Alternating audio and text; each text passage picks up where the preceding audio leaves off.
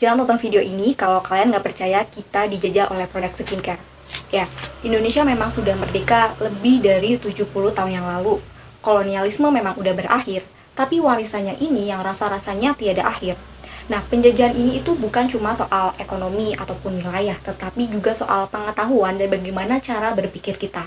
Salah satunya aja nih soal glorifikasi terhadap kulit putih. Minta foto bareng turis misalnya, atau punya impian nikah sama bule supaya memperbaiki keturunan, sampai yang paling lumrah adalah apa sih standar kecantikan di masyarakat kita, yaitu kulit putih kan. Kalau kita menarik sejarahnya ke belakang, dulu ketika masa kolonial Belanda, warna kulit itu menjadi penanda hierarki sosial dan kekuasaan. Golongan pertama itu ada Eropa, yang kulitnya putih. Golongan kedua itu ada Timur Asing, kayak Cina, yang kulitnya kuning. Dan golongan paling rendah ini adalah Bumi Putra atau Inlander, yaitu kita, bangsa Indonesia, sebagai bangsa yang terjajah. Dengan adanya hal ini, itu seakan-akan penjajah itu lebih superior dan sementara kita itu inferior. Apalagi dengan adanya tatapan rasisme dari penjajah, kayak penyebutan pemalas, lalu adanya penindasan, dan juga melihat status intelektual kita yang lebih rendah, ini membuat kita itu semakin inferior. Nah, hal ini tuh membawa dampak psikologis bagi kita karena yang inferior ini bukannya kita itu nyaman dengan warna kulit kita, bukannya kita itu bangga dengan jati diri kita, tetapi kita itu ingin meniru atau mimikri ya dalam istilah pasca kolonialisme itu terhadap penjajah. Kayak kita itu ingin kulitnya putih seperti mereka. Seperti itu.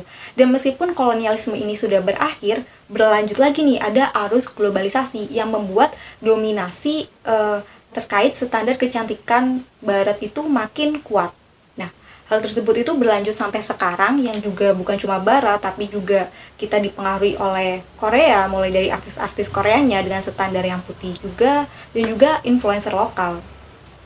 Jadi sebenarnya di sini itu contohnya dari mimikri tadi, misalnya nih ada produk skincare buatan Indonesia, ekstraknya juga dari bengkoang, tapi embel-embelnya itu whitening atau brightening seperti itu. Lalu berarti kita nggak boleh pakai skincare gitu?